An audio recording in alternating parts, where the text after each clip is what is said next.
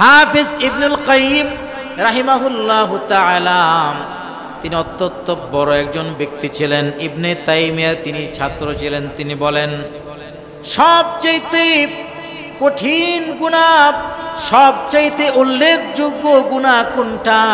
তিনটা গুনাহ এমন রয়েছে যে তিনটা গুনাহ হলো সমস্ত গুনাহকে পরিচালনা করে। ড্রাইভার বা ইঞ্জিন, তিনটা গুনাহ হলো ইঞ্জিন, এই তিনটা গুনাহ সমস্ত গুনাহকে পরিচালনা করে। তিনটা গুনাহ তিনি কত চমৎকার কথা বলেন দেখুন। তিনটি গুনাহ হলো ইঞ্জিন, এই তিনটা গুনার জন্য ড্রাইভার হলো দুইজন। কয়জন ড্রাইভার? দুইজন হলো ড্রাইভার। আর এই দুইজন ড্রাইভারকে পরিচালনার জন্য একজন ট্রাফিক রয়েছে। কত সুন্দরভাবে বলেন, সমস্ত গুনাহের পথে পরিচালনা করার জন্য তিনটা গুনাহ হলো ইঞ্জিন। আর এই তিনটা গুনাহ হলো ইঞ্জিল। ইঞ্জিল কি কি দেখেন? এক নাম্বার হলো অহংকার, দুই নাম্বার হলো হিংসা, তিন নাম্বার হলো লোভ। এই তিনটা গুনাহ হলো গুনাহের ইঞ্জিল। এই তিনটা গুনাহই সমস্ত গুনাহকে পরিচালিত করে। এরপরে এই তিনটা গুনাহকে পরিচালনা করার জন্য দুইজন ড্রাইভার। এক নাম্বার ড্রাইভার হলো নফস। এই নফস আপনাকে বিভিন্ন দিকে পরিচালনা করে। নফসে আম্মারা যাকে বলা হয়, নফসে আম্মারা আপনাকে যেই দিকে ইচ্ছে সেই দিকে পরিচালনা করে। আপনার তিনটা গুনাহকে পরিচালনা করার জন্য দুইজন ড্রাইভার। একজন ড্রাইভারের নাম হলো নফস, আরেকজন ড্রাইভারের নাম হলো রাগ। রাগ কিন্তু একটা মারাত্মক গুনাহ। এই রাগ দ্বারাতেই মানুষের বিস্ফোরণ ঘটে যায়। এই যে যা কিছু বাংলাদেশে হচ্ছে সব কিছু হলো একটা রাগের বিস্ফোরণ, একটা অহংকারের বিস্ফোরণ, আর কিছু না। এই অহংকার মানুষকে কোন পর্যন্ত পৌঁছে দেয়? অহংকার মানুষকে ধ্বংস ছাড়া আর কিছু করে না। এই সব কিছু করতেছে শয়তানে। কে করতেছে? শয়তান। এই ক্ষেত্রে তিনটা জিনিস শয়তান যেগুলো করতেছে, কয়টার সমন্বয়ে? তিনটা জিনিস, তিনটা গুনাহ। এক নম্বর হলো এখানে অহংকার কাজ করতেছে, দুই নাম্বার এখানে হিংসা কাজ করতেছে, তিন নাম্বার এখানে লোভ কাজ করতেছে।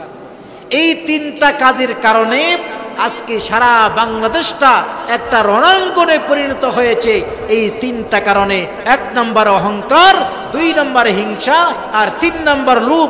এই তিনটা জিনিস যতক্ষণ পর্যন্ত সমাজ থেকে দূর না হবে ততক্ষণ পর্যন্ত এই সমাজ থেকে অন্যায়, অবিচার, লুটতরাজ, সন্ত্রাস, অরাজকতা এগুলো দূর করা সম্ভব হবে না। ঠিক কিনা বলে?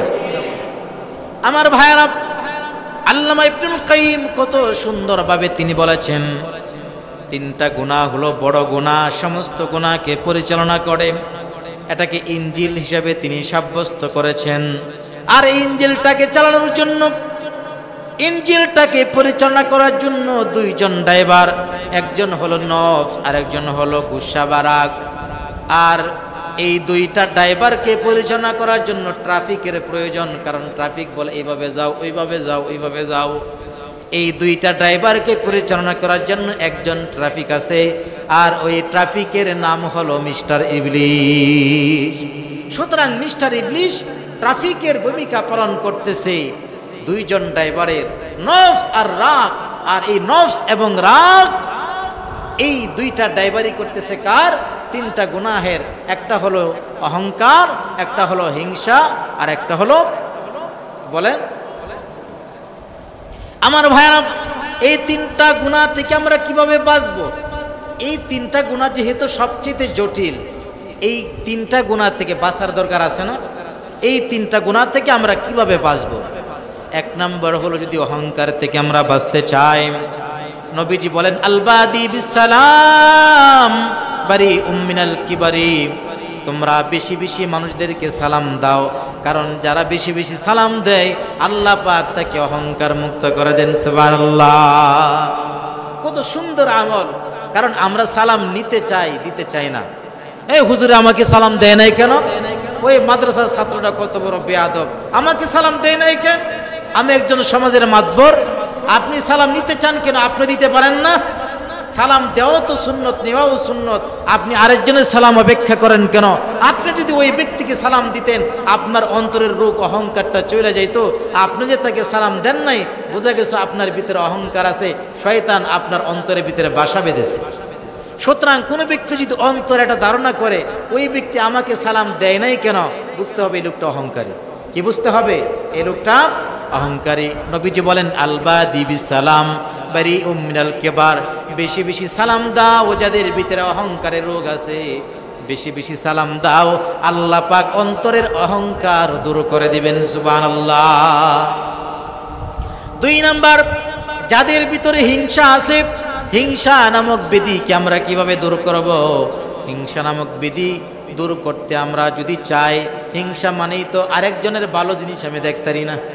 আরেকজনের একটা বিল্ডিং হয়েছে, আমি চেষ্টা করি ওই বিল্ডিং যেন না হয়। আরেকজনের ভালো একটা চাকরি পাইছে, আমার চেষ্টা হলো ওই ব্যক্তিরা চাকরিটা যেন চলে যাক, অর্থাৎ হিংসা। এই হিংসা থেকে যদি আমি বাঁচতে চাই, তাহলে আমাদের জন্য করণীয় হলো যে ব্যক্তির ব্যাপারে আমার অন্তরে হিংসা জাগ্রত হয়েছে, আমি ওই ব্যক্তির ভালো কামনা করব, আল্লাহর কাছে দোয়া করব, আল্লাহ আমার প্রতিবেশী ওই ভাইটা যেন ভালো চলে। ওই ভাইয়ের একটা বিল্ডিং হয়েছে, আল্লাহ আপনি তাকে আরো বাড়ায় দেন। ওই ব্যক্তি ভালো চাকরি পাইছে, ইনকামে আপনি বরকত দান করেন।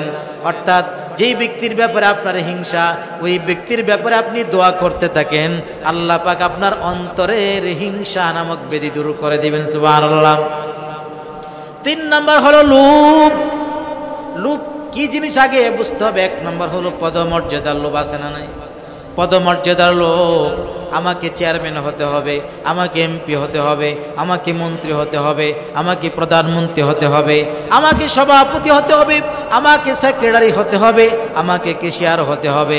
1 নাম্বার হলো পদমর্যাদার লোভ। 2 নাম্বার হলো সম্পদের লোভ। 3 নাম্বার হলো অন্তরের ভিতরে খাহেশের অর্থাৎ পরনারীর প্রতি লোভ। এই 3টা লোভ আমাদের ভিতরে আছে। এই 3টা লোভ থেকে আমরা কিভাবে বাঁচতে পারবো? এই 3টা লোভ থেকে কিভাবে আমরা বাঁচবো, এর দিক নির্দেশনা কিভাবে দেওয়া হয়েছে দেখুন।